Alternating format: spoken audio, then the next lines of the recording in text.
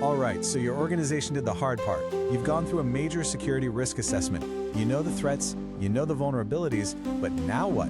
That's what we're tackling today, how you turn all that knowledge into a real-world action plan that actually protects you.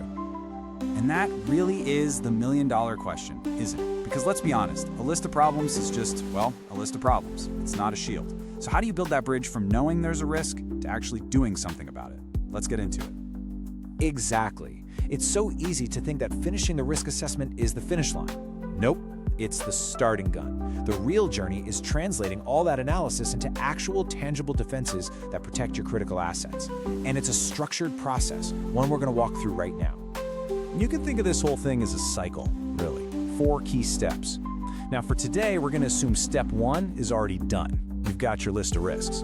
So we're jumping right into the good stuff, selecting your defenses, implementing them, and then, the part that never stops, monitoring and maintaining everything. First things first, we have to choose our defenses. Now, in the cybersecurity world, we have a specific name for these. We call them controls. And these are, quite literally, the fundamental building blocks of your entire security strategy. So what is a security control really? Well, it's pretty much anything you do to lower your risk. It could be a piece of software, a new company policy, or even just a checklist that somebody has to follow. Think of them as the basic ingredients in your security recipe. And these controls basically come in 3 flavors. You've got management controls. Those are your high-level rules and policies, kind of like a building's security regulations. Then there are operational controls. This is all about people and procedures. Think of your security guards and the routes they walk. And finally, you have technical controls. That's your hardware and software, the actual locks, alarms, and security cameras. A truly strong defense needs a mix of all 3.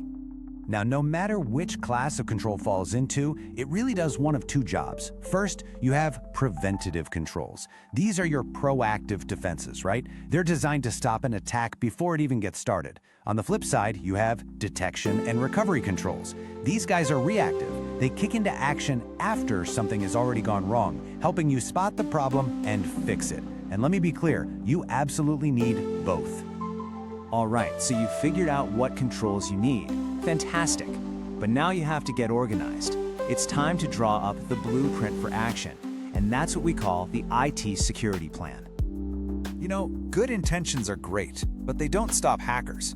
Without a formal, written-down plan, even the best security ideas just fizzle out. A real IT security plan creates accountability. It allocates resources, it assigns responsibility, and it sets deadlines. This is what turns a wish list into an action plan. And here's a super simple example of what that looks like. The risk is clear, a hacker attacking a router. So what are we going to do? Well, the plan lists the specific controls. But here's the magic part. It doesn't just say what to do, it says who is doing it, John Doe, the network admin, and when it's due. See? No ambiguity. This is how things actually get done. Okay, the blueprint is drawn. Now for the fun part, making it real. Let's talk about taking this plan off the paper and building a real, working defense. This is all about implementation and, just as importantly, training. Implementation is where the rubber meets the road. You're configuring systems, installing new tools, developing new procedures, but look at that 4th point, training all personnel. I can't stress this enough. You can buy the most expensive, top-of-the-line security tech on the planet, but if your team doesn't know how to use it or why it's there, it's basically a very expensive paperweight.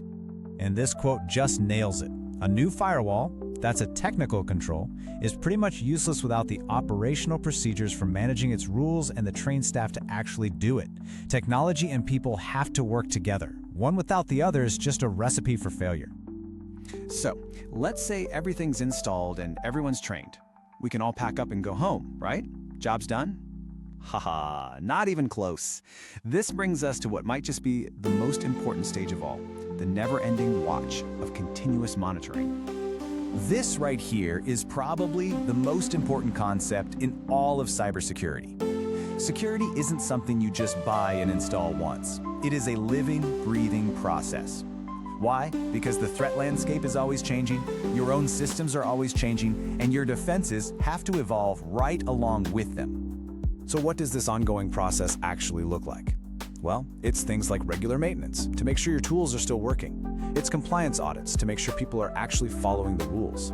It's having a solid change management process, so a simple software update doesn't accidentally poke a hole in your defenses. And of course, it's having an incident handling plan ready to go for when, not if, something happens. And that cycle, that constant loop of checking, updating, and preparing, that's what makes all the difference.